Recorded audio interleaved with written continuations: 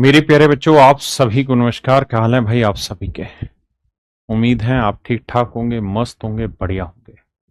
मेरे नन्हे मुन्ने प्यारे बच्चों, आप सभी का स्वागत है इस सेशन में, जहां आज हम आप सबके साथ परसेंटेज में एक बेहतरीन कॉन्सेप्ट सीखने की कोशिश करेंगे। और ये कॉन्सेप्ट बहुत ज़रूरी है। लगभग लगभग एक सवाल हर चैप्टर में, नहीं हर एग्जाम में इससे पूछा जाता है। मोहित, शिवानी, सब्बीर, रामू, अजीत, डोभाल, अरे वाह! मेरे प्यारे बच्चों, आप सभी को नमस्कार, आप सभी का स्वागत है। आइए मेरे दोस्तों, बिना कोई समय गवाए आपका और अपना सीधा पढ़ाई पर आता हूं। मैं आपसे एक सवाल पूछना चाहता हूं।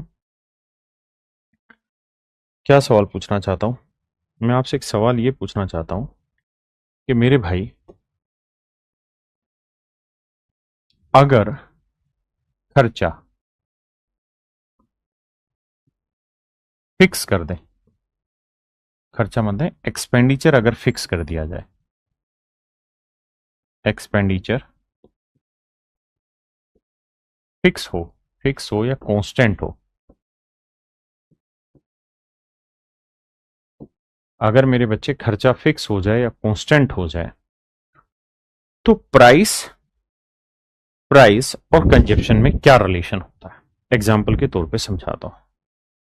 मान लो यार, मैं आपको सवाल में ये कह रहा हूं कि किसी चीज की कीमत 20% बढ़ गई,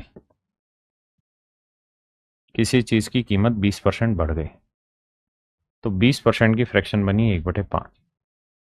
तो हम यही कहेंगे कि सर, प्राइस जो था किसी आर्टिकल का, वो पहले 5 रुपए पर किलोग्राम होता था, तो 20% बढ़ने की वजह से अब हो गया 6 रुपए पर किलो। आपने कहा ठीक है भाई, 20% की फ्रैक्शन होती है 1/5, मतलब अगर किसी चीज की कीमत पहले 5 रुपए थी, तो सर अब बढ़ के हो गई 6 रुपए। बिल्कुल सही बात है। अब मेरा अगला सवाल आपसे यह है कि अगर उसका खर्चा कांस्टेंट हो जाए, फिक्स हो जाए, अगर उसका खर्चा फिक्स हो जाए, कांस्टेंट हो जाए, तो बताइए यार उसकी कंजप्शन का रेशियो क्या होगा? कंजप्शन का रेशियो क्या होगा? कंजप्शन को बोलते हैं मेरे बच्चे इंग्लिश में, ना हिंदी में, खपत। खपत का अनुपात क्या होगा? तो मेरे बच्चों, ऐसे में हम करते क्या है कि 5 और 6 का एलसीएम ले लेते हैं और अपनी तरफ से कोई भी खर्चा मान लेते हैं।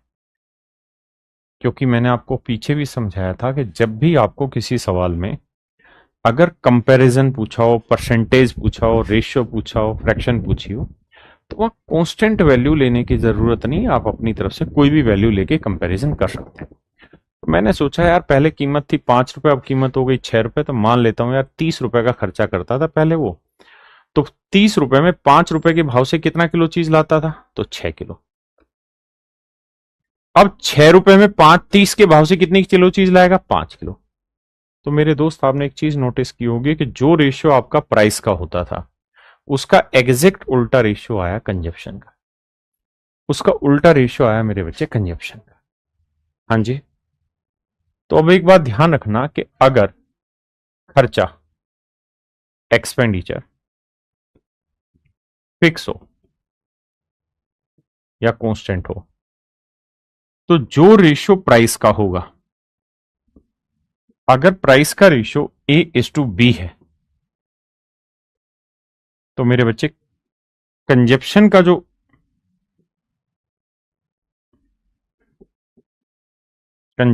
जो मेरे बच्चे रेशियो होगा वो B:A।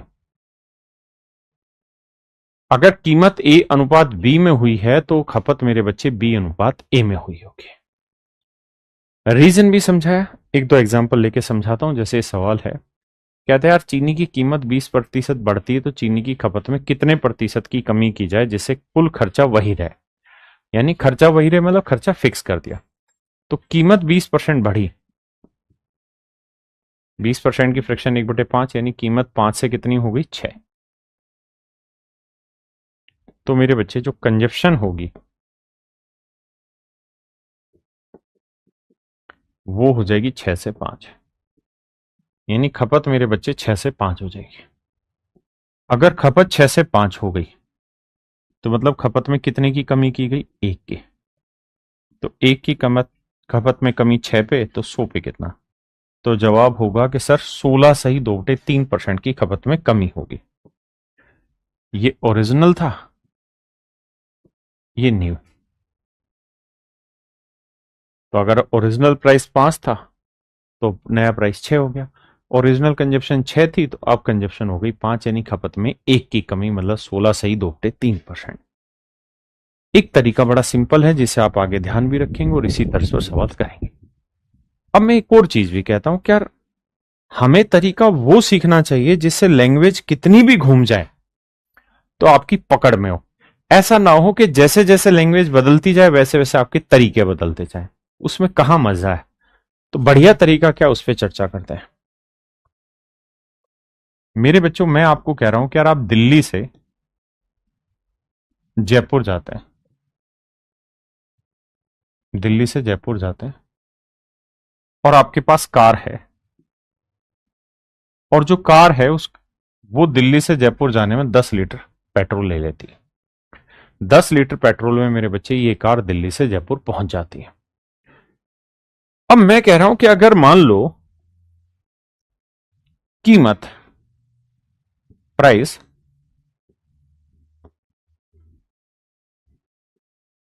20% बढ़ गया, मान लीजिए अगर मेरे बच्चे कीमत 20% बढ़ गई, कीमत अगर 20% बढ़ गई तो बताओ खर्चा कितना बढ़ जाएगा।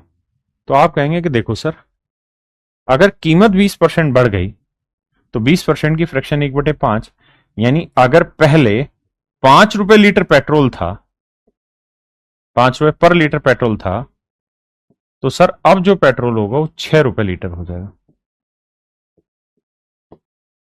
भाई जिस पेट्रोल की कीमत पहले 5 रुपए होती थी अब वो पेट्रोल हो गया 6 रुपए का। आपने कहा जी ठीक है, तो भाई ये बताओ खर्चा कितना बढ़ जाएगा। तो आप कहोगे देखो सर, पहले 10 लीटर पेट्रोल यूज करते थे, भाई तेल की कीमत बढ़ने से तेल की कंजप्शन पे फर्क थोड़ी पड़ेगा। अगर आप दिल्ली से जयपुर जा रहे हैं और 10 लीटर तेल लग रहा है और आज तेल घट जाए, तेल की कीमत या बढ़ जाए, तो तेल की कंजप्शन तो 10 ही लीटर रहेगी, खर्चा घटेगा बढ़ेगा। तो समझदारी ये है कि सर 5 रुपए लीटर तेल था, पहले 10 लीटर तेल आता था तो 50 रुपए खर्चा आता था। अब 6 रुपए लीटर तेल है, 10 लीटर खर्चा, 10 लीटर अभी भी कंज्यूम होना है, तो खर्चा 60 रुपए हो जाना। यानी सर मोटी बात एक समझ में आई, और वो ये कि सर खर्चा जो है वो 50 से 60 हो गया। मेरा सवाल अब आपसे सिंपल एक यही है, यार ये बता दो कि खर्चे में चेंज कितना हुआ। तो आप कहेंगे जी 50 से 60 हो गया, तो हम कह देंगे जी 10 का खर्चा बढ़ गया। किस पे? 50 पे। यानी 10 की खर्चा बढ़ गया 50 पे, तो 100 पे कितना? तो जवाब होगा 1/5, 1/5 का मतलब 20%।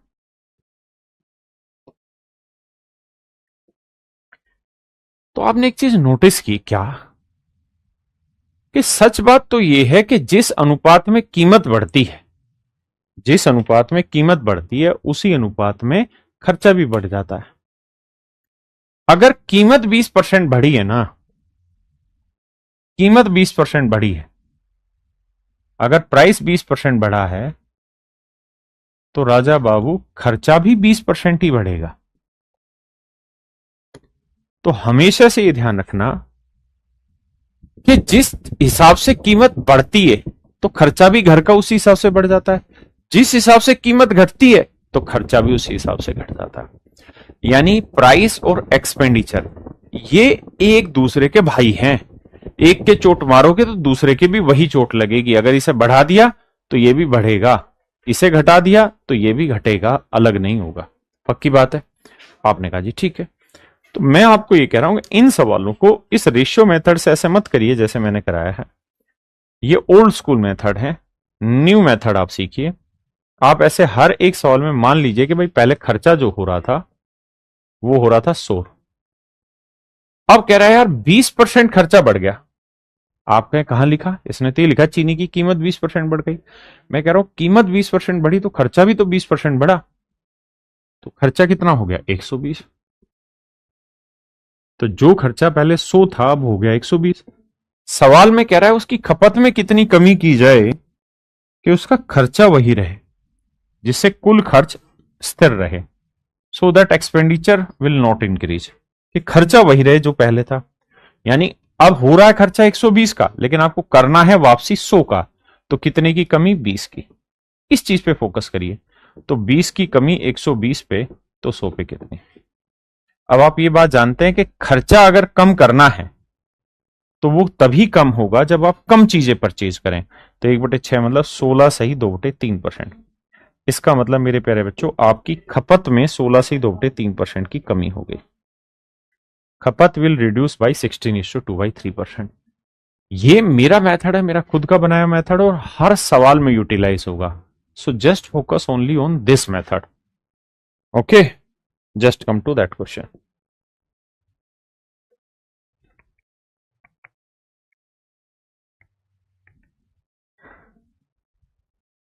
आइए जी, कहता है the price of sugar is increase by 25%। कहता है यार चीनी का मूल्य 25% बढ़ गया, तो इसकी खपत में कितने परसेंट की कमी की जाए कि इसका खर्चा ना बढ़े। आप रेशियो मेथड भी टेक सकते हैं। मेरे हिसाब से मेरे स्टूडेंट यही करेंगे कि मान लेंगे सर खर्चा कुछ भी, लेट से 100 मान लिया। अगर कीमत 25% बढ़ी है तो खर्चा भी तो 25% बढ़ा होगा, लेकिन कह रहा खर्चा करो इतना ही, तो कितने की कमी 25 की। तो भैया 25 की कमी 125 पे, तो 100 पे कितने। 25 से कम 25, 25 5 125, 1/5 का मतलब 20%।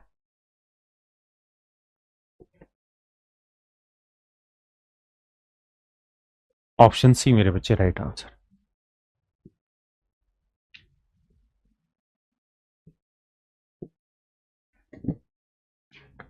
करिए मेरे भाई।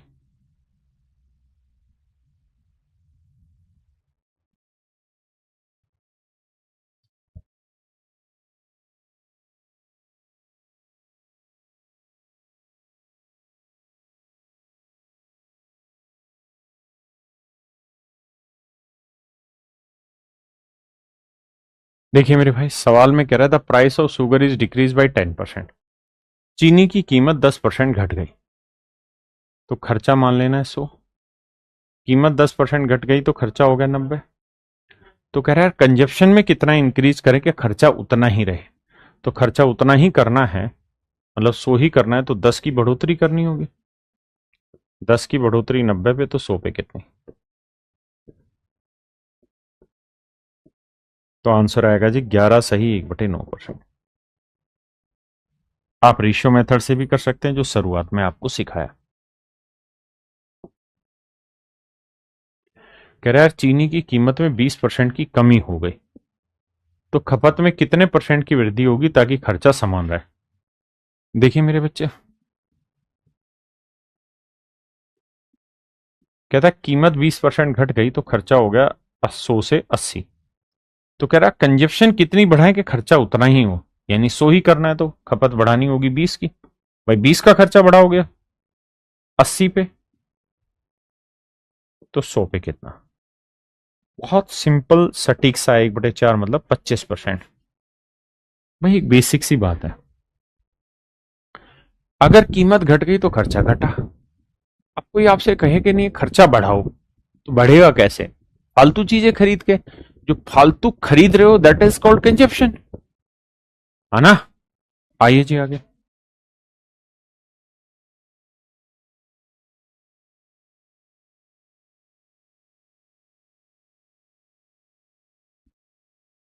देखिए भाई, rice is now begin sold at ₹this पर kilogram during the last month.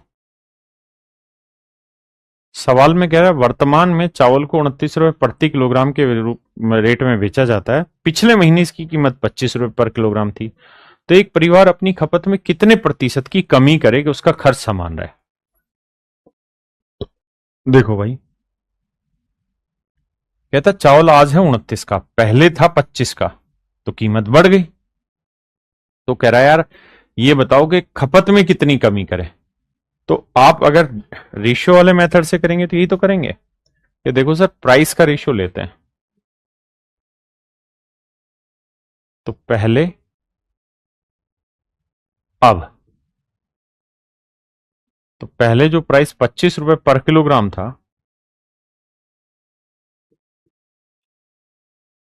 अब वही कीमत 29 रुपए पर किलोग्राम है।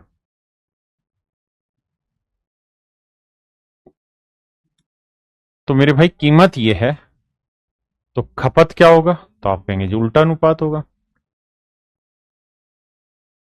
तो अगर कीमत 25 से 29 हुई तो खपत होगी 29 से 25।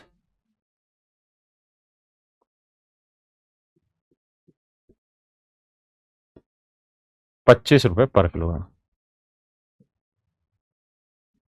तो 29 से 25 हो गई तो कितने की कमी भाई? तो आप कहेंगे 4 की कमी। भाई अगर कीमत 25 से 29 हुई है तो खपत आपको 29 से 25 करनी पड़ेगी। तो 4 की कमी किस पे? 29 पे। तो 100 पे कितनी? तो यहां जो आंसर होगा मेरे बच्चे वो लगभग दे रखा होगा। तो ये आया 400/29। देखो जी 400/29, 29 से भाग दोगे, 29 से कम 29, बचा 11। फिर 3 पे जाएगा, 3×9 = 27, 3×2 = 6 और 2 8। 10 में 7 गया 3 और 10 में 8 गया तो 23। फिर एक जीरो उतारेंगे, फिर जाएगा मेरे बच्चे ये 8 पे, क्योंकि डेसिमल लगा के जीरो लिया। तो 8×9 = 72, 8×2 = 16 और 7 23। 232 ज्यादा चला गया, मतलब 7 पे जाएगा। मतलब इसका जो आंसर है वो लगभग 13.7 आएगा। यानी मेरे बच्चे इसका जो आंसर आएगा वो 13.7 आएगा।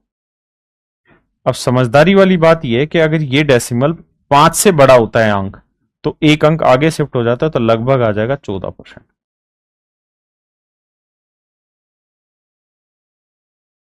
कहता है जी चीनी की कीमत या चावल की कीमत अब 29 है, पहले ये 25 थी। ठीक है जी। तो 25 से 29 कीमत हुई तो खर्चा हो जाएगा 29 से 25 का। तो बताओ यार खपत में कितनी कमी करें कि खर्चा जो है वो उतना ही रहे जितना पहले था। और यहां देखिए हिंदी में बड़ी शैतानी कर गया, सवाल में लिखा नहीं, इंग्लिश में लिख रखा करेक्ट टू नियरेस्ट इंटीजर, नजदीकी पूर्णांक के रूप में बताना है, नियरेस्ट इंटीजर। अगर हम इसे दूसरे मेथड से करें तो उसमें हम क्या करते हैं मेरे भाई, ध्यान से देखना। देखो ये बेसिक चीजें एक बार क्लियर कर लोगे दोबारा देखना ही नहीं पड़ेगा। सेम ही काम वहां है, वहां हम मान लेते हैं कि यार कीमत 25 से 29 हुई है ना, खर्चा ही हम मान के लिख लेते हैं कि यार 25 था खर्चा, अब 29 हो गया। तो खर्चा 25 ही करना है तो 4 की कमी, 4 की कमी 29 पे, तो 100 पे कितना? तो अगेन आंसर आ जाएगा आपका 14%।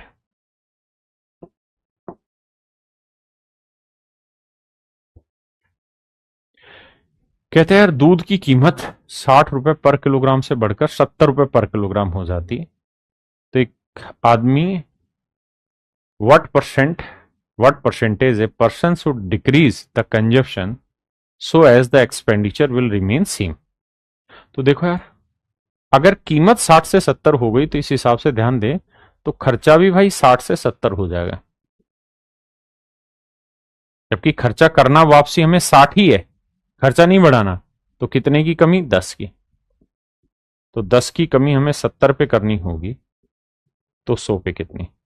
तो आप कहेंगे देखो सर 1/7 और 1/7 होता है 14 सही 2/7%, यानी ऑप्शन बी।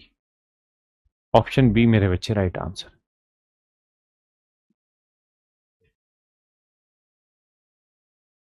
करिए भाई, छोटी छोटी मगर मोटी बातें।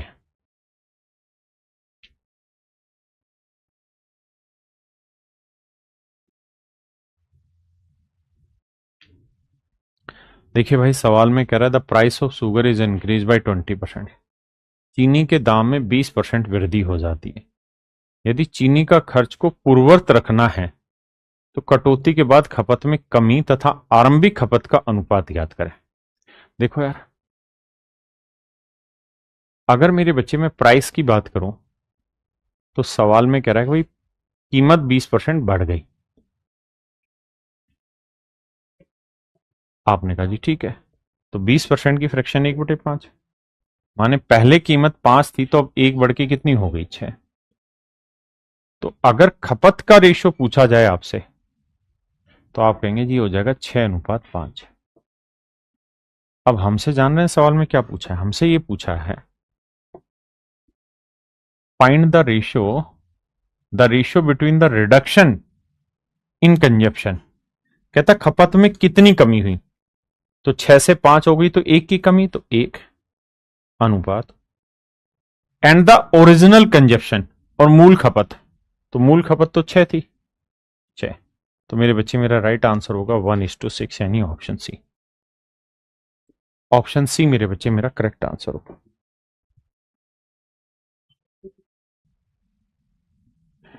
देखिए भाई, कहता है अच्छा उस वाले सवाल की कैलकुलेशन में टाइम लग रहा है आपको। एक भाई कह रहा है कि इस वाले सवाल की कैलकुलेशन में टाइम लग रहा है। ये देखो यार, मुझे निकालना था 4/29। देखिए यार, कैलकुलेशन को जल्दी सोल्व करना है तो एक बात बताना, मान लो अगर यहां 29 की जगह 28 लिखा रहता तो 4 एकम 4, 4 7 28, 1/7, और 1/7 होता 14 सही 2/7%। यानी अगर यहाँ 29 की जगह 28 लिखा रहता तो यह आता, लेकिन ये 28 से बड़ा है तो उत्तर इससे छोटा आएगा, तो 14 सी 2/7 से छोटा ये था, लेकिन यहां अप्रोक्सीमेशन में ये ज्यादा ठीक था। आइए मेरे भाई बताइए, सवाल में कह रहा है if the duty on an article is reduced by 40% of its present rate, by how much percent must its consumption increase in order that revenue remains unalterated। देखिए सवाल वही है, भाषा बदली है। इस सवाल में कह रहा है कि यार किसी वस्तु पर अगर जो उसके ऊपर शुल्क लगाया जा रहा है ना, अगर वो 40% घटा दिया जाए, 40% घटा दिया जाए, तो अगर आप टैक्स 40% घटा रहे हो, मतलब कीमत 40% घटा रहे हो, तो समझो कि जो खर्चा पहले 100 का होता था 60 का हो रहा है, लेकिन कह रहे करना उतना ही है, यानी रिवेन्यू वही रखनी जितनी पहले थी। तो कितने की बढ़ोतरी, 40 की। तो 40 की बढ़ोतरी मेरे बच्चे 60 पे, तो 100 पे कितना, तो 20 दूनी 40, 20 तिया 60, 2/3 आ जाएगा 66 सही 2/3%। तो मेरे बच्चे ऑप्शन डी मेरा राइट आंसर हो। आप बस ये देखिए कि एक ही टाइप के क्वेश्चन कैसे बदल बदल के भाषा अलग अलग करके पूछ सकता है आपसे। आइए करिए मेरे भाई।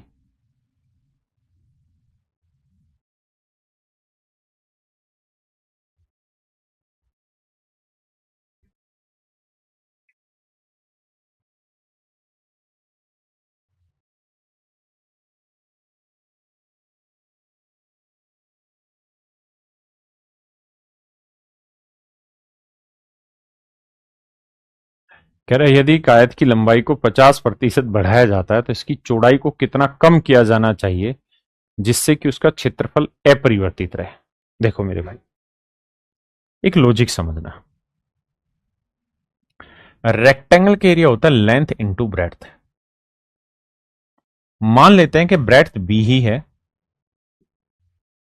और सवाल में कह रहा है कि अगर लेंथ को हम 50% बढ़ा दें, बड़े ध्यान से समझना, तो आप ये कहेंगे कि देखो सर, लेंथ अगर 50% बढ़ा रहे हैं तो 50% की फ्रैक्शन हो गई 1/2।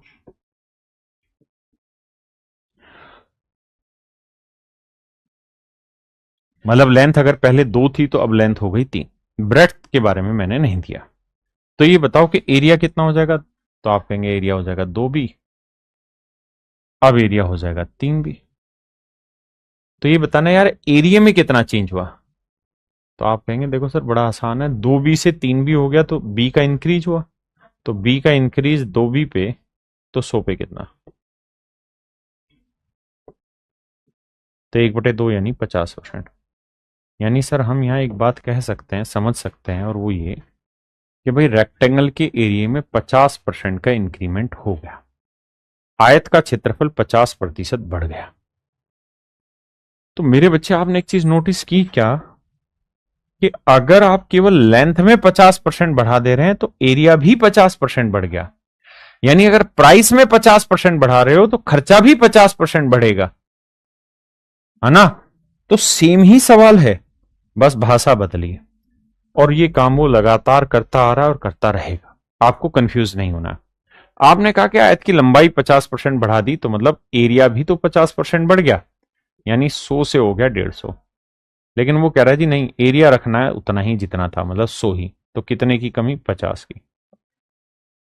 तो मेरे भाई 50 की कमी 150 पे तो 100 पे कितने? 1/3 का मतलब मेरे बच्चे 33 सही 1/3%। 33 सही 1/3% को अगर हम डेसिमल में लिखें तो 33.33%। This is the same thing.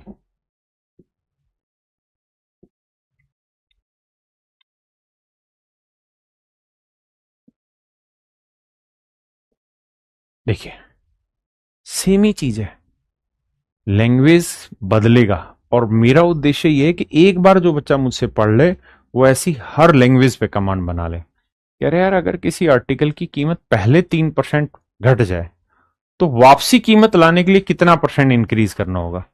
तो आप यही कहेंगे कि देखो सर 100 से 3% घट गई तो 97 हो गई। आप कह रहे हैं यार वापसी 100 पे लाओ तो 3 का बढ़ाना होगा। लेकिन इस बार ध्यान देना कि सर 3 की वृद्धि होगी 97 पे, तो 100 पे कितने? देखिए सर, पहली चीज तो ये कि थोड़ा सा दिमाग दौड़ा लो। अगर मान लो यहां 97 की जगह 99 लिखा होता तो 3 एकम 3, 1/30 आ जाता, 1/33 आ जाता। हाँ है ना, मेरी बात समझ पा रहे हो कि नहीं? अगर यहाँ 97 की जगह 99 लिखा रहता है, या चलो मान लेते हैं हम ये बात अपने को नहीं पल्ले पड़ रहे, तो गुना तो कर ही सकते हैं। तो आप लिखोगे 300/97। अब सोचो कि अगर यहां 100 लिखा होता तो 100 से 300 को काटते आंसर आता 3। लेकिन यहां तो 100 से छोटा है तो इसका आंसर आएगा 3 से बड़ा। तो 3 तो आंसर नहीं होगा, ये बहुत बड़ा है, ये बहुत छोटा है 3 से। तो ऑप्शन सी मेरा राइट आंसर। भाई हर एक बच्चे को कैलकुलेशन कैप्सूल खोल के देखना है, वहां जो छोटी छोटी मगर मोटी बातें लिखी हुई है उनको समझ के चलो, वहीं से सारा कॉन्सेप्ट क्लियर होगा। कहता है एक वस्तु की कीमत में 9% की छूट दी जाती है तो पुराना मूल्य वापस पाने के लिए कितने प्रतिशत की वृद्धि करनी होगी? देखो यार, माने 100 रुपए की चीज 9 का छूट डिस्काउंट देके 91 की हो गई, तो वापसी 100 की करनी तो कितने का इंक्रीज? 9 का। तो 9 का इंक्रीज 91 पे तो 100 पे कितना? तो मेरे बच्चे 9 एकम 9, 9 ढाई 90। यानी अगर यहाँ 90 लिखा होता तो कट क्या आता? 10। और 1/10 का मतलब आता कितना? 10%। यानी मेरा आंसर हो जाता 10%। अगर यहाँ 91 की जगह 90 लिखा होता, लेकिन ये लिखा क्या है राजा? 91। 90 से बड़ी चीज लिखी है। अगर मेरे बच्चे 90 से बड़ी चीज लिखी है तो उत्तर 10 से छोटा आएगा। उत्तर 10 से छोटा आएगा, 10 के नजदीक लेकिन 10 से छोटा। ये बहुत छोटा है, ये बहुत छोटा है, ये बहुत ही छोटा है। तो 10 के नजदीक और 10 से छोटा मेरे बच्चे ऑप्शन सी है। हाँ है ना।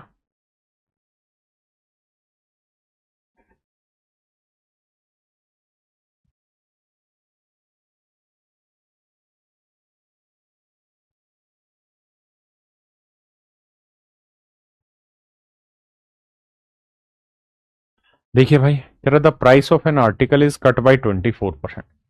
कहता है किसी वस्तु की कीमत 24% छूट दी जाती है, तो माने 100 की चीज 24 की छूट दो के 76 में बेची। तो कहता है वापसी से आने के लिए कितना परसेंट वृद्धि करना होगा? तो 24 का इंक्रीज करना होगा भाई। 24 का इंक्रीज 76 पे तो 100 पे। बताओ। देखो अगर थोड़ा बहुत दिमाग में और आप मिलके दौड़ाएं तो हम ये बात जानते हैं कि सर अगर यहाँ 76 की जगह 72 लिखा होता तो 24 से कम 24, 24 3 72, 1/3 आता और 1/3 का मतलब आंसर आता 33 सही 1/3%। लेकिन सर जो यहाँ वैल्यू है ये 72 से बड़ी है, तो इसका मतलब उत्तर 33 से 1/3% से छोटा आएगा। और अगर 33:1/3 से छोटा आएगा, नजदीक आएगा और उससे छोटा आएगा, तो ऑप्शन डी रहा मेरा आंसर, है ना। एक काम ये भी कर सकते हैं कि आप इसे काट सकते हैं, 4 से काटते तो भाई जैसे मान लो ये काम नहीं करते अप्रोक्सीमेशन वाला, तो 24/76 गुना 100 करते हैं हम, तो 4 छिक 24, 19 चौक 76। अब 1/19 की फ्रैक्शन आप जानते होंगे, 5 सही 5/19। अपने को चाहिए 6/19, तो 6 गुना करेंगे तो 6 5 30 जमा 30/19। इसे हम लिखेंगे 19 एकम 19, 11/19। तो आंसर आया 30 और 1 31।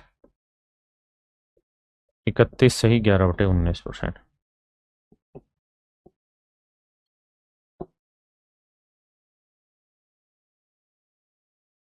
तो ये मेरे प्यारे बच्चों मेरा राइट आंसर है।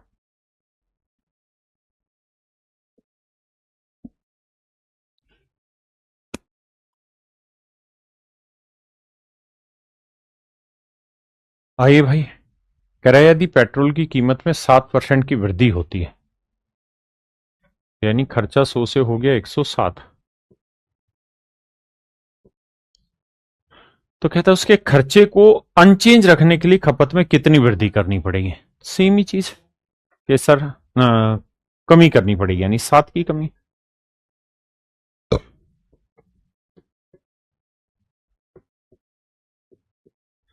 देखो यार थोड़ा अंदाजा लगाओ, 107 के आसपास कौन सा नंबर है जो 7 से भाग होगा। 7 एकम 7, 3 बचा, 7 5 35, यानी 105 तो भाग हो जाएगा, बिल्कुल करेक्ट है ना। वरना इतना बड़ा है नहीं, और ऑप्शन दूर दूर है, सीधा खेलते हैं। देखो कैसे कैसे, ऐसे खेलो कि 700/107 आ गया। अब सीधी सी बात है, 107 को 7 से गुना तो कर नहीं पाएंगे, तो 6 पे ही जाएगा, तो 6 सही समथिंग आएगा, और 6 सही समथिंग में एक ही ऑप्शन है, that is on option A. भाई बात समझ रहे हो ना, 700/107 करोगे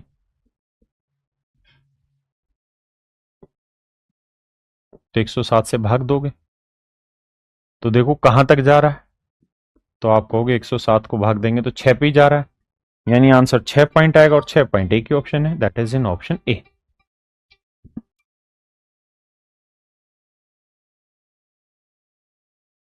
देखिए भैया, कह रहे यदि पेट्रोल की कीमत में 81% की वृद्धि हो जाती है, माने खर्चा 100 से 181 हो गया, तो कहता है खर्चा उतना ही रखने के लिए कितने परसेंट की कमी करें। तो भैया आप कहेंगे 81 की कमी करो सर, कितने पे, 181 पे।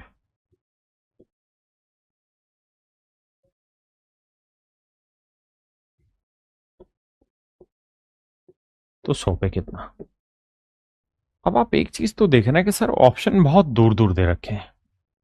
अगर ऑप्शन दूर दूर हैं तो थोड़ा दिमाग दौड़ाओ, सोच लो यहाँ 81 की जगह 80 है और यहाँ 181 की जगह 180 है, तो जीरो से तो जीरो निपटा, 2 चौक 8, 2 नीम 18, यह आया 4/9, और 1/9 होता है 11 से 1/9, तो 4/9 हो जाएगा 44 सही 4/9,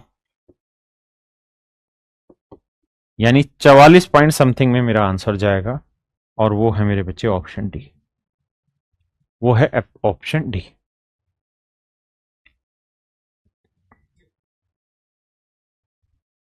देखो यार, एक वीडियो आप लोगों ने देखी होगी, मैंने अप्रोक्सीमेशन की एक वीडियो डाली हुई है कैलकुलेशन कैप्सूल में, उसको जरूर जाके देखना। अगर आप इसे एग्जैक्ट सोल्व करना चाहते हैं तो कैसे करें। अगर आप निकालना चाहते हैं 81/180 की वैल्यू,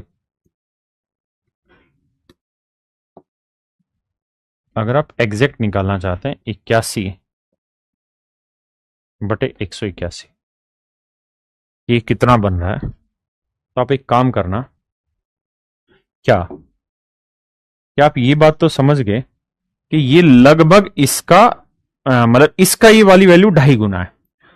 तो अगर मेरे भाई मैं यहां 19 जोड़ लूं, अगर मेरे भाई यहां मैं 19 जोड़ लूं, तो यहां मुझे कितना जोड़ना होगा? तो इस जो भी जोड़ूंगा उसका लगभग 2.5 गुना ये होगा। तो यानी 8 ले लेता हूं, 8 का 2 गुना 16 और आधा करूंगा तो 4, यानी 2.5 गुना बन रहा है। तो ऊपर तो 81 और 8 बन जाएगा 89 और नीचे आ जाएगा मेरे बच्चे 200।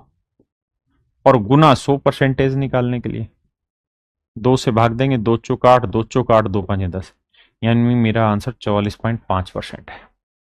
लेकिन दिक्कत क्या है कि आप कैलकुलेशन कैप्सूल को बहुत हल्के में ले रहे हैं, और इतना गंदे से हल्के में ले रहे हैं कि आप उसे खोल के भी नहीं देख रहे, तभी इतने सारे बच्चे कैलकुलेशन में फंस रहे हैं। अदरवाइज अगर आप वहां से एक बार कैलकुलेशन को पढ़ लें तो राजा बहुत मजा आ जाएगा आपको कैलकुलेशन तोड़ने में। आइए, कहता है यार यदि बेलन की त्रिज्या में 25% की वृद्धि हो जाती है तो उसकी ऊंचाई में क्या कमी करें कि बेलन का आयतन समान रहे। देखो यार, कहता है यार बेलन की त्रिज्या में 25% की वृद्धि हो जाती है तो उसकी हाइट में क्या चेंज करें कि वॉल्यूम सेम रहे। देखो यार, ऐसा होता है बेलन, जिन्होंने मेंसुरेशन पढ़ा है या पढ़ेंगे वो जान लेंगे। ये होता है जी बेलन, ये होती रेडियस और ये होती हाइट। इसका जब वॉल्यूम होता है वो रहता है मेरे बच्चे पाई आर स्क्वेयर एच, ये रहता है मेरे बच्चे वॉल्यूम। अब यहां क्या है मेरे भाई कि चूंकि ये वाली जो वैल्यू है तो कांस्टेंट है, लेकिन यहां आर स्क्वेयर इंपैक्ट आ रहा है। इसका जो वॉल्यूम है वो आर इंटू एच नहीं है बल्कि आर स्क्वेयर इंटू एच है, और वो कह रहा है कि रेडियस जो है वो 25% बढ़ गई। तो 25% की फ्रैक्शन हो गई 1/4।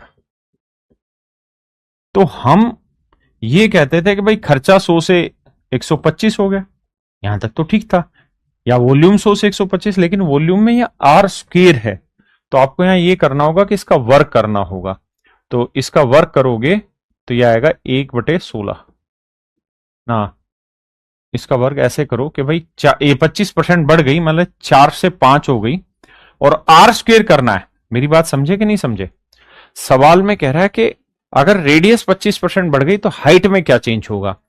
तो रेडियस जो है वो बेसिकली 4 से 5 हो गई। तो जो पहले रेडियस थी वो 4 थी, तो अब रेडियस कितनी हो गई? 5। ये थी रेडियस। तो इस हिसाब से आर स्क्वेयर की वैल्यू क्या हुई? तो आप कहेंगे जी पहले 16 था तो अब हो गया 25। तो इसका मतलब हमें यह कहना पड़ेगा इस सवाल में कि जी वॉल्यूम अगर मान लीजिए पहले 16 था, क्योंकि वॉल्यूम होना है आर स्क्वेयर इंटू एच, तो आर स्क्वेयर जो है वो 16 से 25 हुआ है। तो कह रहा है यार हाइट में क्या चेंज करें कि वॉल्यूम चेंज ना हो, वॉल्यूम उतना ही रहे। मतलब वॉल्यूम 16 ही रहे तो हाइट में कितने की कमी करनी पड़ेगी? 9 की। तो 9 की कमी 25 पे, तो 100 पे कितनी? 25 चौको 100, 9 चौक 36। देखिए जिनको नहीं पल्ले पड़ा वो छोड़ देना इस सवाल को, क्योंकि थोड़ा सा हाई लेवल हो गया। एक बार कमेंट करके बताना कितने बच्चे समझ गए। अगर वॉल्यूम आर इंटू एच होता तो इस सवाल को भी हम वैसे लिखते कि भाई 100 से 125 हो गया, लेकिन यहां था आर स्क्वेयर, यानी उस चीज को 2 बार सोल्व करना है। तो आर इंटू आर मतलब 4 से 5 हुई, तो 4 का वर्ग 16 से 5 का वर्ग 25 हुई। तो इसका मतलब हम ये कह सकते हैं कि आर स्क्वेयर में जो चेंज हुआ ना वो 16 से 25 हुआ। तो हाइट में क्या चेंज होगा? 25 से 16 हो जाएगा। हाँ है ना? मेरी बात समझे कि नहीं समझे मेरे भाई?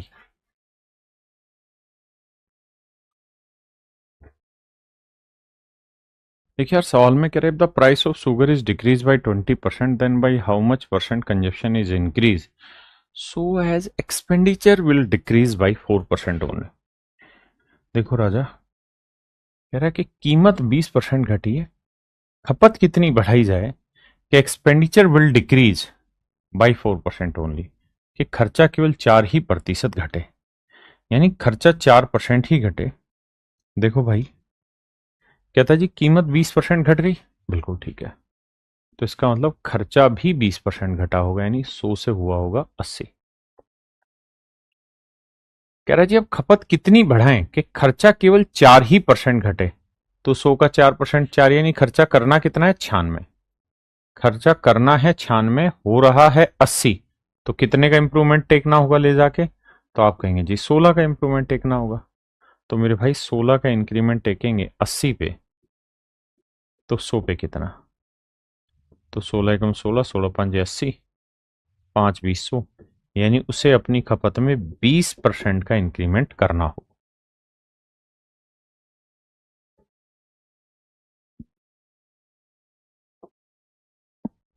देखिए भाई, कह रहे यार चीनी की कीमत अगर 30% बढ़ जाए, मतलब खर्चा जो है मेरे बच्चे वो 100 से हो गया 130। तो कह रहा है खपत में कितनी कमी करें कि खर्चा 10% बढ़े? तो खर्चा 10% बढ़ाना मतलब करना है 110। ध्यान दे रहे हो? खर्चा करना है 110, हो रहा है 130, तो क्या करना होगा साहब? कमी करनी होगी। कितने की कमी करनी होगी जी? 20 की। तो मेरे भाई 20 की कमी 130 पे, तो 100 पे कितना? देखिए भाई, 0 से 0। अब यह आया 200/13। तो पहले तो ऑप्शन देखो 13 कहीं है बटे में? है, तो वही मेरा आंसर हुआ। तो आपने कहा सर ये रहा 15 सही 5/13%। देखिए भाई, कैलकुलेशन में इस पॉइंट को बड़े ध्यान से देखिएगा। सवाल ने कहा कि जो भी आप आंसर देंगे वो डेसिमल के 1 डिजिट तक एक्यूरेट करके देना आपको, यानी जो आंसर है वो अप्रोक्सीमेट है, एक्यूरेट नहीं। कहते हैं यार डीजल की जो कीमत है वो 26% बढ़ गई, यानी मेरे बच्चे जो खर्चा है वो 100 से 126 हो रहा है। बिल्कुल ठीक है। तो कह रहा है यार खर्चा 100 से 126 हो रहा है, लेकिन जो हमें खर्चा है, कीमत 26% बढ़ी तो खर्चा भी 26% बढ़ेगा। लेकिन कह रहा है जी खर्चा जो है ना वो केवल 15% बढ़ाना है, मतलब करना है 115। तो कह रहा है यार कितनी खपत घटाएं? तो 26 से 15 घटाएंगे तो सर 11 की कमी करनी पड़ेगी। तो देखो यार 11 की कमी 126 पे, तो 100 पे कितना? अब ये इतना विशेष सवाल नहीं है। कारण क्या है कि सारे के सारे ऑप्शन अप्रोक्सीमेशन में, मतलब 7 है, 6 है, 8 है, 9 है, ऐसे दे रखे हैं। तो देखो यार, अब आप ऐसे समझ सकते हैं कि 126 की जगह अगर 122 होता ना, 121 होता, तो 11 एकम 11, 11 11, 121, 11 से कट जाता। ये इसको अप्रोक्सीमेशन समझाता हूँ, एक्यूरेट आंसर निकालवाना सिखाता हूँ तुम्हें, क्योंकि अब प्रैक्टिस नहीं करोगे तो मारे जाओगे। 11/126, ध्यान देना, 11/126। बस मुझे ये बताना, थोड़ा दिमाग दौड़ा के, फिर अपनी बात दोहरा रहा हूं। इस वीडियो को बेशक छोड़ दो, अभी अप्रोक्सीमेशन की वीडियो पड़ी हुई है आपके उसमें कैलकुलेशन कैप्सूल, वो जाके अभी जरूर देखो। तो ये ध्यान देना यार, ये लगभग इसका कितना गुना है? तो आप कहेंगे सर देखो लगभग की अगर बात करें तो लगभग 11 गुना है ना? यानी यहां जो भी वैल्यू हो लगभग 11 गुना है इसकी, 11 से थोड़ी बड़ी है। अगर मेरे भाई मैं इसमें से 26 घटा दूं, 26 घटा दूं, तो यहां क्या घटाना होगा? आप कहेंगे 2 घटा लो, क्योंकि 11 दूनी 22, लगभग ठीक है ये।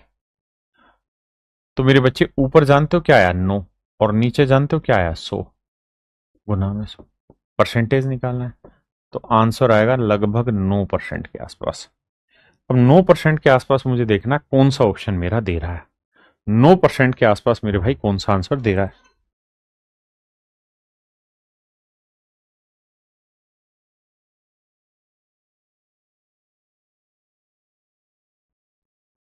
तो मेरे बच्चे ये 9 से बहुत दूर है, ये 9 से बहुत छोटा है, ये 9 से बड़ा हो गया, हमें उससे छोटा चाहिए था अप्रोक्सीमेशन में, तो 8.7%। दूसरा, ये तो था अप्रोक्सीमेशन के थ्रू मदद करने का। एक काम हम ये भी कर सकते थे कि यहाँ 126 की जगह 125 लिख लेते। तो 25 चौक 100, 25 5 125, ऊपर 11 चौक 44 आया और नीचे 5, तो 5 नीम 45, यानी मेरा आंसर लगभग 9% से थोड़ा छोटा होगा। तो आप ऐसे भी ढूंढ सकते हैं। हर सवाल में अप्रोक्सीमेशन ये सब कॉन्सेप्ट घुसाओ, क्योंकि धीरे धीरे इन्हीं चीजों से प्रैक्टिस होगी। कहते हैं यार, जब किसी वस्तु की कीमत 20% घट जाती है तो उसकी बिक्री X% बढ़ जाती है और राजस्व में 60% की वृद्धि होती है। मतलब मूल्य 20% कम हुआ है तो यानी इस हिसाब से रेवेन्यू 80 हो गया। लेकिन कह रहा है जी हमें रेवेन्यू करना है 60% इंक्रीज, मतलब 100 से लाना है 160। तो देखो यार, आपका जो सेलिंग है वो 20% घट गई, यानी खर्चा 100 से 80 हो गया, लेकिन आपको सेल जो है वो इंक्रीज करके 60% ले जानी है, मतलब 100 से 160 लानी है। तो कितनी खपत में बढ़ानी होगी जी? 80 से 160 करना है तो 80 की वृद्धि करनी होगी। तो 80 की वृद्धि 80 पे तो 100 पे कितना? तो 80 कम 80, 80 कम 80, 1/1 यानी 100%। तो मेरे बच्चे मेरा राइट आंसर होगा 100%। मेरे प्यारे बच्चों मेरा राइट आंसर होगा 100%।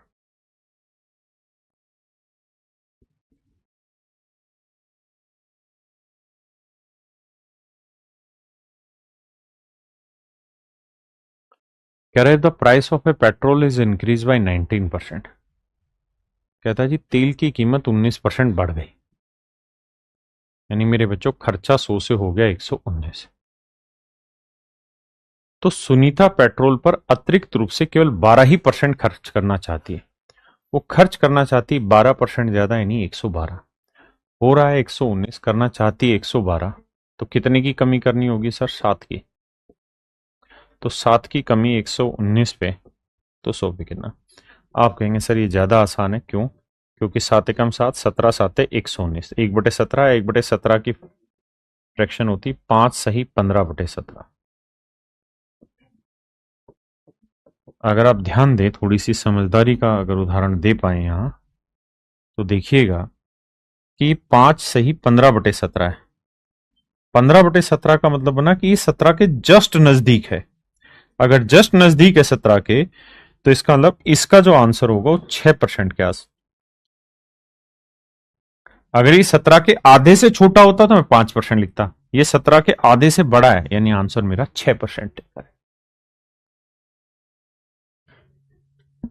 कहते हैं यार, एक त्रिभुज के आधार में 40% की वृद्धि की गई तो इसकी ऊंचाई कितने प्रतिशत बढ़ानी जानी चाहिए कि क्षेत्रफल में 60% का इंक्रीमेंट हो? देखो यार, ट्रायंगल का जो एरिया होता है वो होता है half into base into height. Base को हिंदी में कहते हैं हम आधार,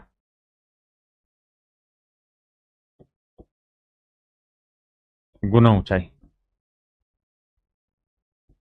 ऊंचाई half into base into height. तो पहली बात तो ये कि यहां पे कोई लफड़ाइच नहीं है, यहां कोई स्केयर नहीं हो रहा, कुछ नहीं हो रहा। और मेरे बच्चे जो ये हाफ है ये बेसिकली कांस्टेंट टर्म है। This is a constant term, ये कांस्टेंट टर्म है। तो हम सीधा लिख सकते हैं कि बेस इंटू हाइट, ये मेरे दोस्तों आपका एरिया होगा। अगर ये एरिया हुआ तो हम इस चीज को सेट कर सकते हैं। कैसे? कहता है त्रिभुज के आधार में 40% की वृद्धि हुई, तो मतलब खर्चा 100 से 140 हो गया। आप कहेंगे खर्चा थोड़ी है, यहाँ तो एरिया है, तो हाँ एरिया लिख लेंगे कि भाई एरिया 100 से 140 हो गया। तो कह रहा है कि यार उसकी ऊंचाई में कितना वृद्धि करें कि क्षेत्रफल 60% बढ़ जाए। एरिया बढ़ाना है 60%, यानी 160 करना हो रहा है 140, करना है 160, तो कितने का इंप्रूवमेंट टेकना होगा मेरे बच्चे? तो आप कहेंगे जी 20 का। तो 20 का इंक्रीमेंट 140 पे तो 100 पे करना। 20 एकम 20, 20 7 140, 1/7, 1/7 होता है सर 14 सही 2/7%। ये हुआ मेरे बच्चे 14 सही 2/7%, यानी ऑप्शन ए मेरा राइट आंसर। ऑप्शन ए मेरे प्यारे बच्चों राइट आंसर।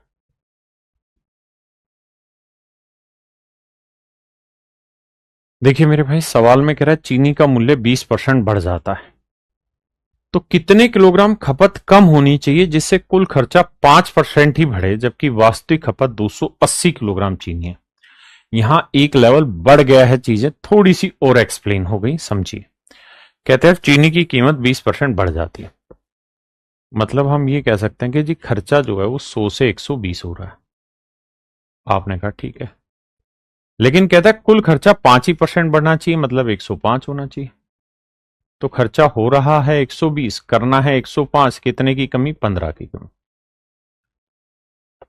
तो 15 की कमी 120 पे, तो 100 पे कितनी?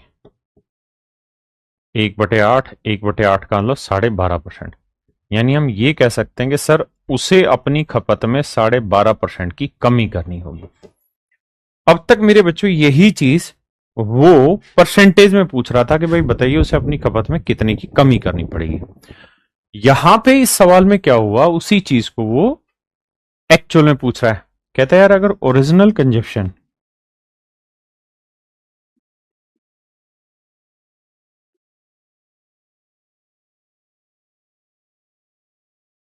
अगर मूल खपत आपको दे रखी है तो हमें उसमें कितने की कमी करनी पड़ेगी? 12.5% की। मूल खपत है मेरे बच्चे 280 किलो, हमें 12.5% की कमी यानी 1/8 की कमी। 8 तिया 24, 8 पंजे 40, मतलब हमें उसे उसकी खपत में 35 किलो की कमी करनी होगी। कितने की जी? 35 किलो। अच्छा, हम यहां फ्रैक्शन बनाई, फिर हमने परसेंटेज बनाई, फिर परसेंटेज से फ्रैक्शन बनाई। तो ज्यादा आसान बात यह नहीं है कि हम सीधी ही फ्रैक्शन लेके सोल्व करें सवाल को। भाई हमारे पास ये 1/8 आ गया। 1/8 का मतलब ये हुआ कि नीचे वाली वैल्यू ओरिजिनल कंजप्शन को रिप्रेजेंट करेगी, कंजप्शन को रिप्रेजेंट करेगी। तो ये खपत में कमी या वृद्धि को रिप्रेजेंट करेगी। तो 8 यूनिट रिप्रेजेंट कर रहा है 280 किलो, तो 1 यूनिट की वैल्यू भाग देंगे, तो 1 यूनिट की वैल्यू 35, तो 1 यूनिट की वैल्यू 35 किलो, मतलब उसकी खपत में 35 किलो की कमी करनी होगी। सीधा आंसर आएगा। आइए जी, कहते हैं the price of sugar is increase by 30%। चीनी की कीमत 30% बढ़ गई, माने खर्चा हो गया 100 से 130। बिल्कुल ठीक। तो कहता है यार एक परिवार 40 किलोग्राम कम चीनी खरीद रहा है। A family use 40 kilogram less sugar, so expenditure will increase by 10%, ताकि खर्चा 10% बढ़े। खर्चा 10% बढ़े, तो खर्चा 10% बढ़ाना है तो खर्चा करना है 110, हो रहा है 130, तो कितने की कमी करनी होगी? 20 की। तो मेरे बच्चे 20 की कमी 130 पे, तो 100 पे कितनी? काटेंगे 0 से 0, तो जवाब होगा जी 2/13 की कमी। परसेंटेज बनाना है तो 1/13, 7 से 9/13, तो 2/13 हो जाएगी। 15 सही, 5/13। लेकिन हमें परसेंटेज क्यों निकालना जब हमारे पास फ्रैक्शन है? तो इसी का काम करना है। इसका मतलब ये हुआ कि अगर उसकी मूल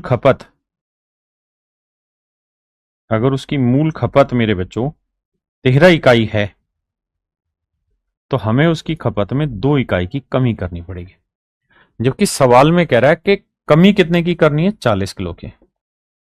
तो 2 यूनिट 40 किलो, तो 1 यूनिट की वैल्यू 20 किलो, तो 13 यूनिट, 13 गुना 20 यानी 260 किलो।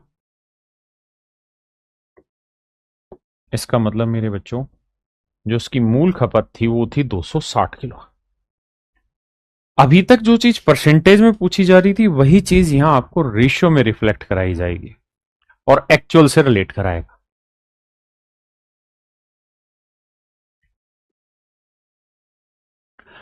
कह रहा the price of sugar is decrease by 30%। चीनी का मूल्य 30% कम हो जाता है, यानी कीमत 100 से कितनी हो गई? 70। इस वजह से एक परिवार 32 किलो अधिक चीनी खरीदता है। कहता है 32 किलो अधिक चीनी खरीदता है एक परिवार, ताकि कुल खर्च 16% ही कम हो। तो खर्चा कम जो करना है ना वो 16% कम करना है। तो 16%, 100 का 16%, 16 की कमी करोगे तो कितना होगा? 84। खर्चा हो रहा है 70, करना है 84, कितने की वृद्धि करनी पड़ेगी जी? 14 की। तो 14 की वृद्धि 70 पे, तो 100 पे कितनी? बट आप परसेंटेज मत निकाला करो, आप सिंपल फ्रैक्शन बनाइए। 14 एकम 14, 14 पांचे 70। यानी हम ये कह सकते हैं कि सर 1/5 की कमी करनी होगी। मतलब अगर मूल खपत 5 यूनिट है तो अब उसे अपनी खपत में 1 यूनिट की कमी करनी होगी। बात तो सही है। जबकि सवाल में कह रहा है कि ना 1 किलो ज्यादा खर्च बढ़ाना होगा, बढ़ाया है ना हमने, तो घटाया नहीं बढ़ाया, तो 1 किलो ज्यादा खरीदना पड़ेगा। जबकि सवाल में कह रहा है 1 किलो नहीं, कितना 32 किलोग्राम अधिक खरीद रहा है, तो 1 यूनिट 32 किलोग्राम, तो 5 यूनिट 5 × 32, 5 दूनी 10, 5 × 15 और 1 16, 160 किलो। लेकिन हमसे उसने क्या पूछा, मूल खपत पूछी नहीं, उसने कहा कि यार करंट कंजप्शन बताओ कितनी है।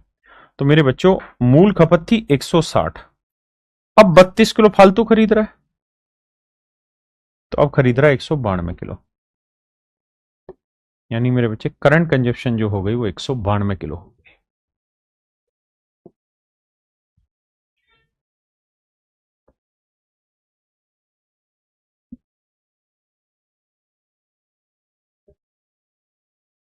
देखिए भाई, सवाल में कह रहा है कि यार चीनी का दाम 20% बढ़ता है जिससे परिवार 300 रुपए में 12 किलो कम चीनी खरीदता है। देखो यार, यहां सारा लोचा है लैंग्वेज का। लैंग्वेज को 2-3 बार पढ़ना, जब तक लैंग्वेज नहीं तोड़ोगे तब तक बात नहीं बनेगी। कह रहा है चीनी का दाम 20% बढ़ा जिसके कारण एक परिवार 300 रुपए में 12 किलो कम चीनी खरीदता है। ड्यू टू दिस, इस कारण से ए family purchase 12 kilogram less sugar for rupees 300। कहता है 300 रुपए में 12 किलो चीनी कम खरीदता है।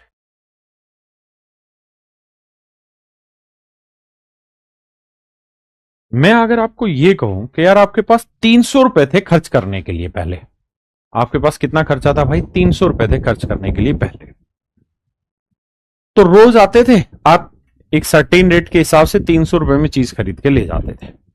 एक दिन क्या हुआ कि कीमत बढ़ गई 20%, लेकिन खर्च करने के लिए अभी भी 300 ही रुपए, यानी ये 300 रुपए फिक्स है आपके पास।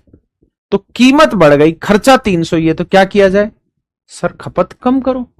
अगर आप खर्चा उतना ही रखोगे, मान लो रोज आप मार्केट जाते हैं सब्जियां लेने के लिए और जेब में 100 रुपए डाल के ले जाते हैं, है ना, और रेट है सब्जियों का मान लेते हैं 10 रुपए पर किलोग्राम, ठीक है जी। तो 10 रुपए के भाव से 100 रुपए में आप डेली 10 किलो लेके आते हैं, रोज का आपका यही रूटीन है। एक दिन क्या हुआ कि सब्जी मंडी में स्टॉक कम पड़ गया, मंडी वालों ने कहा जी रेट हो गया 20 रुपए पर किलोग्राम, तो आप तो 100 ही रुपए डाल के ले गए हो जेब में, तो क्या करोगे अब, तो आप कहोगे जी 100 ही रुपए लेके गया हूं मैं, तो 20 रुपए के भाव से तो 5 किलो ही चीज आएगी। तो मैं ये कहूंगा कि यार आज मैं 100 रुपए में 5 किलो चीज कम लेके आया, मतलब कल मैं 100 रुपए में 10 किलो ला रहा था, लेकिन आज मैं लाया हूं 100 रुपए में 5 किलो। यानी खपत वही रखने के लिए ना, खर्चा वही रखने के लिए मैंने क्या किया, खपत कम कर दी। वही सेम सवाल है।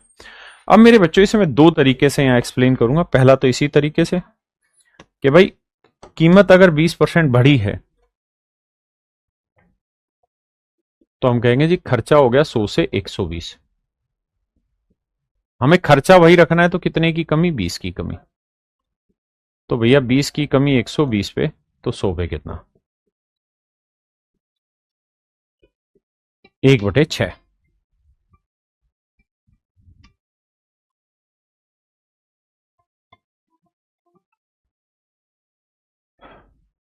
तो हम ये कहेंगे कि यार अगर मूल खपत 6 है, मूल खपत मेरे बच्चों अगर 6 है, मूल खपत अगर 6 इकाई है, तो अब आपकी खपत 1 यूनिट बढ़ गई ना, 1 यूनिट घट गई, माफ करिए, बिल्कुल ठीक है, 1 यूनिट घट गई। जबकि सवाल में कह रहा है कि 300 रुपए में 12 किलो चीनी कम खरीद रहा है, तो 1 यूनिट रिप्रेजेंट कर रहा है 12 किलो, तो 6 यूनिट रिप्रेजेंट करेगा 12×6 = 72 किलो। इसका मतलब हम स्पष्ट रूप से ये कह सकते हैं कि सर ओरिजिनल जो कंजप्शन है दैट इज 72 kg, ये 72 किलो है। करंट कितनी है जी, 12 किलो कम कर रहा है, तो 60 किलो। 72 किलो था, 12 किलो कम खरीद रहा, मतलब 60 किलो। अब अगला सवाल हो सकता है यार ओरिजिनल प्राइस बताओ।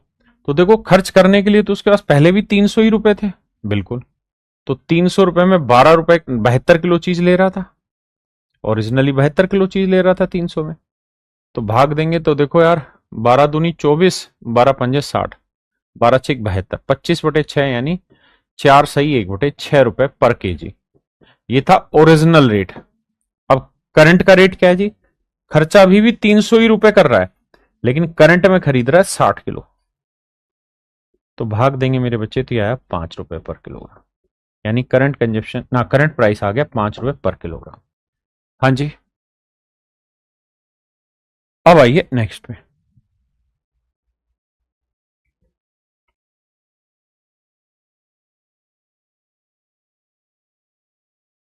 देखिए यार, सवाल में कह रहा है कि भाई चीनी की कीमत 20% घट गई, इस वजह से एक परिवार 400 रुपए में 20 किलोग्राम अधिक चीनी खरीद रहा है। Due to this a family purchase 20 kilogram more sugar for rupees 400। देखो बाबू, ध्यान से देखिएगा। कह रहा है यार, खर्चा पहले भी 400 था, खर्चा आज भी 400 है, बस कीमत घट गई तो चीजें फालतू खरीदना शुरू कर दिया। तो मान लेते हैं मेरे भाई, खर्चा है 100, अगर कीमत 20% बढ़ गई ना घट गई तो खर्चा हो गया जी 80। तो कितने का इंक्रीमेंट करना पड़ेगा जी? 20 का। तो मेरे प्यारे बच्चों, 20 का इंक्रीमेंट होगा 80 पे, तो 100 पे कितना है? 20 एकम 20, 20 चौक 80, 1/4। तो हम कह देंगे जी 1/4 की बढ़त करनी पड़ेगी।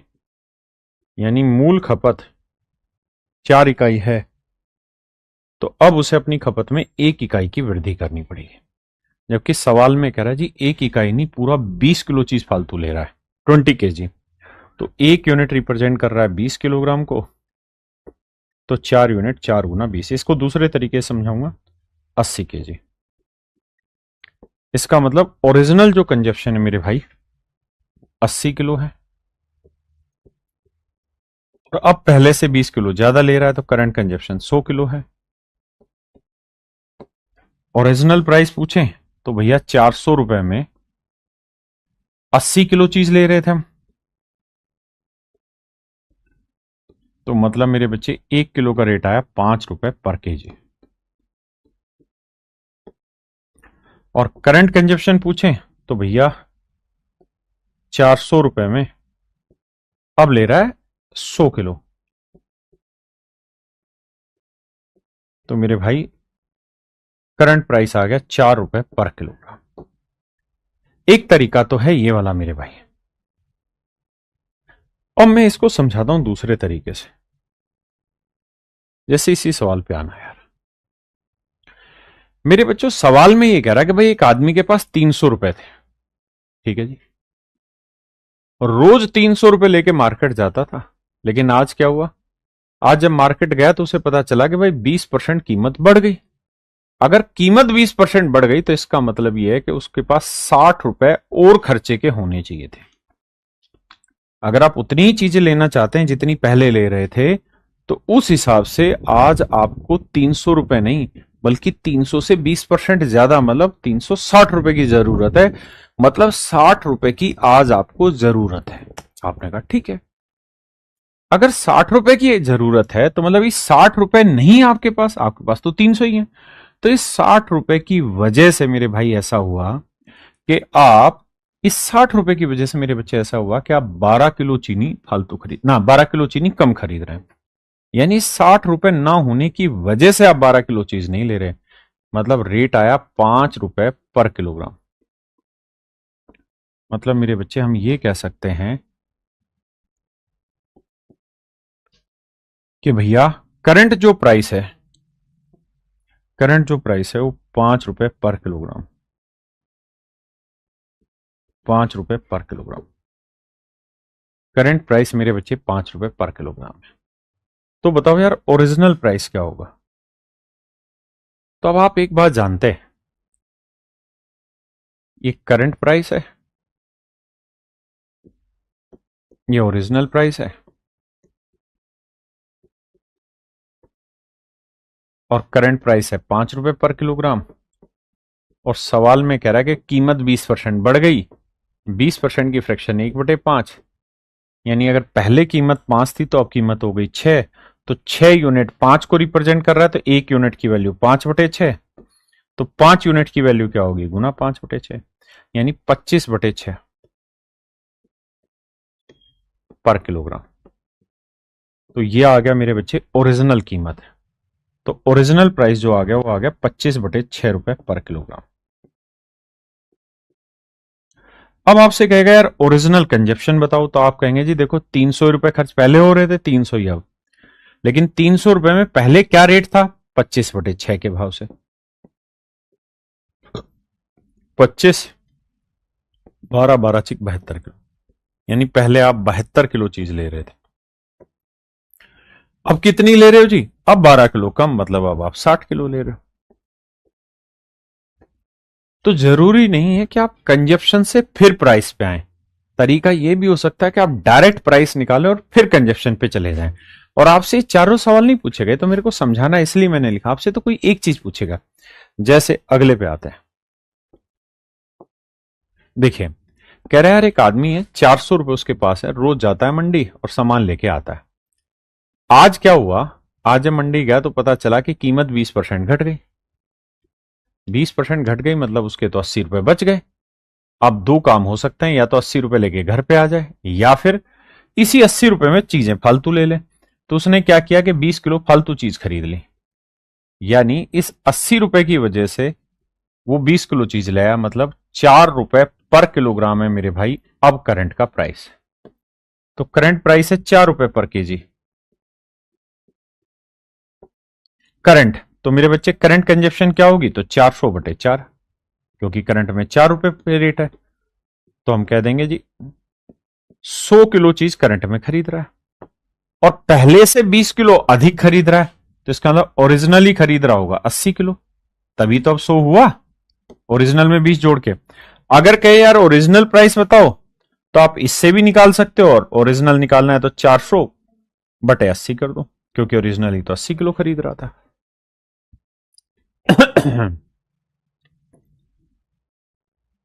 तो ये हम पे डिपेंड करेगा कि किस जगह पे हम कौन सा मेथड यूज करेंगे।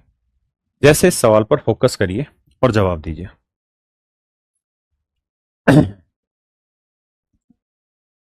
कहता है if the price of a pen decrease by 20% then a man can buy 10 more pen for ₹100। What is the new price of each pen? यहां उसने सीधा प्राइस पूछ लिया, तो मैं दूसरा मेथड लगाऊंगा कि भाई 100 रुपए थे उसके पास, रोज 100 रुपए लेके पेन लेने जाता था।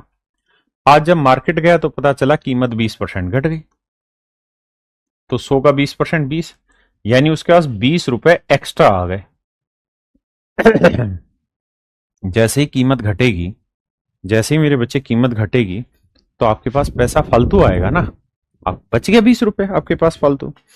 अब दो तरीके हैं, या तो आप इस पैसे को लेके मार्केट घूम लो और चीजें ले लो। तो उसने यही किया कि भाई उसने 10 चीज और फालतू खरीद ली।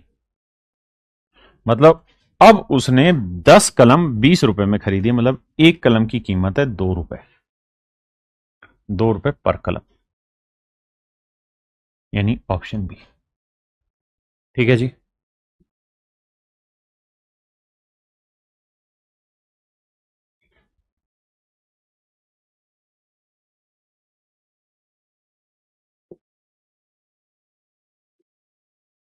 अब यहां ध्यान देना, यहां आपसे क्या पूछा जा रहा है?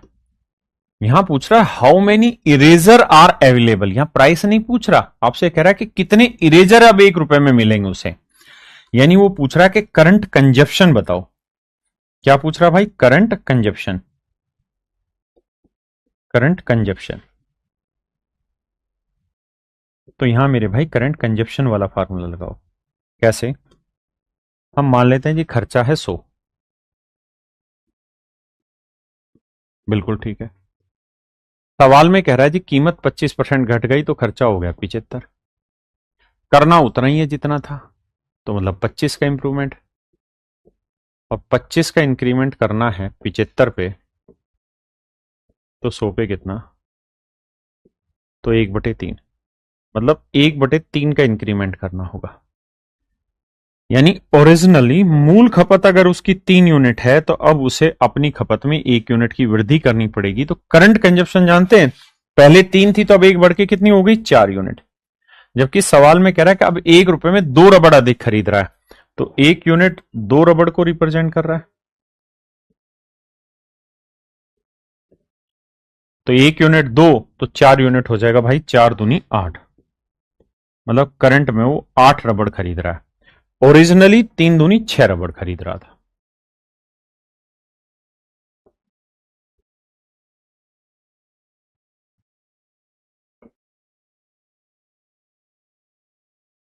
देखिए मेरे बच्चे, the reduction of 20% in the price of rice enable a person to obtain 50 kilogram more for ₹450। देखिए यार, यहां आपसे क्या पूछा जा रहा है? तो जवाब है ओरिजिनल प्राइस पूछ रहा है सर। चावल का मूल मूल मूल्य ज्ञात कीजिए। तो हम यहाँ प्राइस वाला कॉन्सेप्ट लगा लेते हैं। कैसे, देखना। कहता है यार, एक आदमी ₹450 में 50 किलो चीज अधिक ले रहा है, यानी रोज ₹450 लेके जाता और कुछ ना कुछ खरीद के ले आता। आज जब गया तो पता चला कि कीमत 20% घट गई।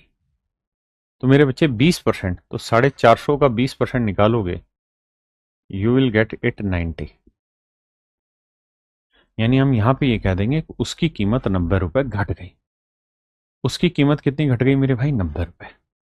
तो ये ₹90 जो कीमत घटी है, इसकी वजह से आज वो 50 किलो अधिक चावल खरीद रहा है। ₹450 में 50 किलो अधिक चावल प्राप्त कर सकता है।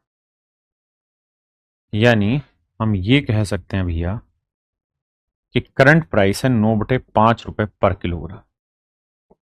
9/5 रुपए पर किलोग्राम, ये है मेरे बच्चे करंट प्राइस। करंट प्राइस 9/5 रुपए पर किलोग्राम। तो ओरिजिनल प्राइस क्या होगा?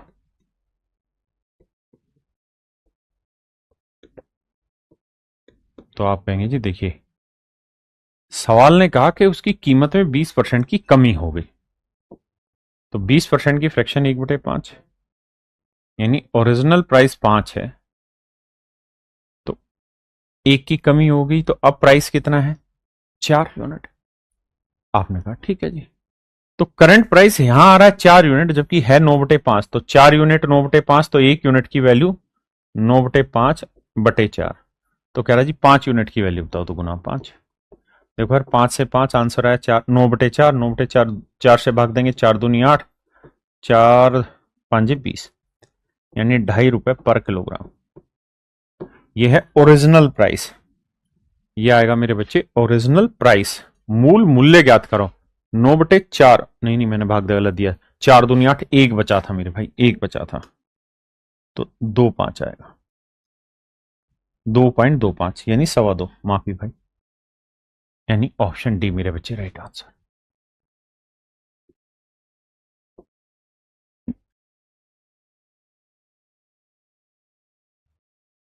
देखिए यार, यहां ये देखिए क्या पूछा है।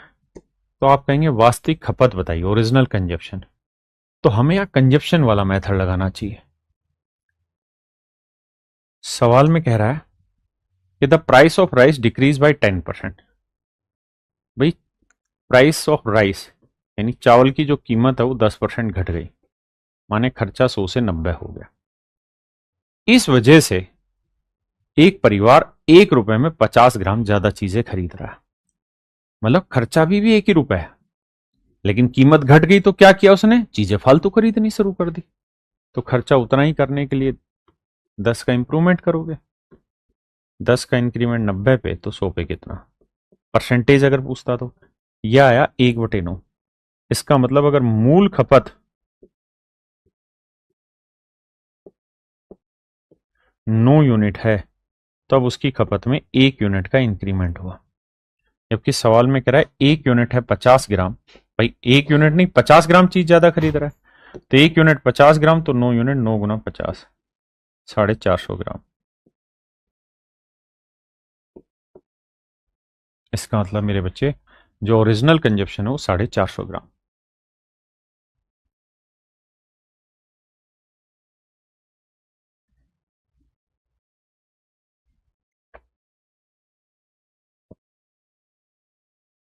देखिए दोस्त, सवाल में कह रहा है, पूछ कह रहा है उस चीज पे मेथड करो। पूछा है करंट प्राइस, वर्तमान कीमत, तो प्राइस वाला मेथड यूज करेंगे। कह रहा भाई 100 रुपए थे एक परिवार के पास, रोज जाता था और 100 रुपए में चीजें खरीद के लाता था। आज क्या हुआ, जब वो गया तो पता चला कि कीमत 21% घट गई, मतलब 21 रुपए उसके पास बचे रह जाएंगे। 21 रुपए उसके पास बचे रह जाएंगे। बहुत बढ़िया जी। इस 21 रुपए की वजह से वो 3 किलो फालतू चीज ले आया, तो 3 से काटेंगे तो मेरे बच्चे मेरा आंसर आया कि भाई 7 रुपए पर किलो करंट में कीमत चल रही है, और यही आपसे पूछा हुआ, यानी ऑप्शन बी मेरा राइट आंसर।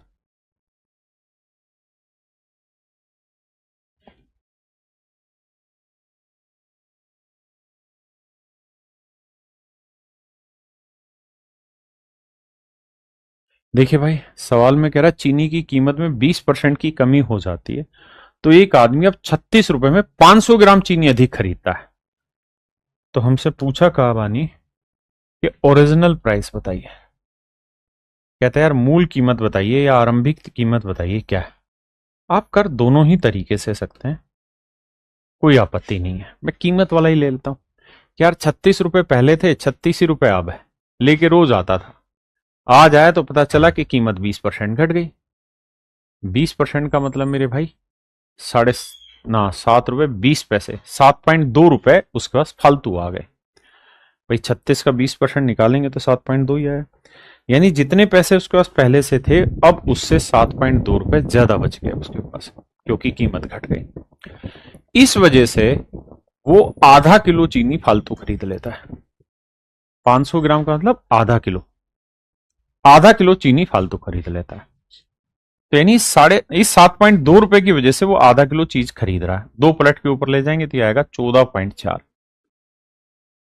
ये आया मेरे बच्चे 14.4 रुपए पर केजी करंट प्राइस। क्या आया मेरे भाई? करंट प्राइस है। तो current price, this is original price. Current price जो है मेरे बच्चे वो है 14.4 रुपए पर केजी। और सवाल ने कहा था कि भाई कीमत 20% घट गई। शुरुआत में लिखा है ना, price of sugar is reduce by 20%। तो 20% की फ्रैक्शन 1/5, यानी कीमत 5 थी तो एक घट के कितनी हो गई? 4। और 4 यूनिट की वैल्यू दे रखी है ये, तो 4 यूनिट रिप्रेजेंट कर रहा है इससे, तो 1 यूनिट की वैल्यू इतनी, तो 5 यूनिट की वैल्यू कितनी?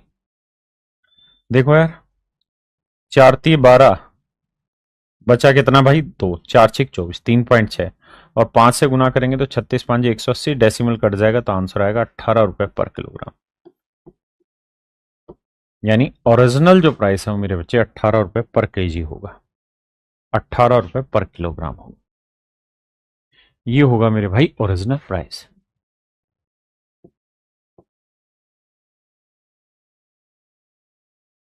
देखिए यार, सेम ही सवाल है। कहता है चीनी की कीमत में 10% की कमी हो गई, इस वजह से 270 रुपए में 1 किलो चीनी ज्यादा खरीद लाया। यानी 270 रुपए ही थे उसके पास हमेशा से, रोज लेके घूम रहा था। आज जब गया तो पता चला कि कीमत 10% घट गई, माने 270 का 10%, यानी मेरे बच्चे 27 रुपए उसके पास एक्स्ट्रा आ गए। फिर क्या किया जी? इस 27 रुपए की वजह से उसने 1 किलो चीनी एक्स्ट्रा खरीद ली। यानी 1 किलो चीनी 27 रुपए की है, तो मतलब करंट प्राइस जो है वो 27 रुपए पर केजी है, पर किलोग्राम। यानी मेरे बच्चे हम ये कह सकते हैं कि सर करंट प्राइस जो है it is 27 rupees per kilogram, और कीमत उसने कहा ही था कि 10% घट गई। तो भाई ऐसे देखो कि 10% की फ्रैक्शन 1/10, मतलब अगर ओरिजिनल प्राइस 10 यूनिट है तो एक कीमत घट गई, तो घट के कितनी होगी करंट में? 9। तो 9 यूनिट 27, 1 यूनिट 3, तो 10 यूनिट 10 गुना 3 यानी 30। तो मतलब मेरे बच्चे जो ओरिजिनल प्राइस है वो उसका 30 किलोग्राम है ना, 30 रुपए पर किलोग्राम है। 30 रुपए पर किलोग्राम, माफी चाहता हूं, ओरिजिनल प्राइस 30 रुपए पर किलोग्राम। तो ये मेरे बच्चे आपका आंसर है। हाँ है ना? क्या आप मेरी बात समझ पाए कि नहीं समझ पाए? तो चलिए मेरे प्यारे बच्चों, आज के लिए इतना ही रखते हैं। ये क्लास यहाँ पूरी तरह खत्म हुई। उम्मीद है आपको मजा आया होगा पढ़ के। नमस्कार, धन्यवाद, thank you, have a nice day to everyone. Thank you, thank you.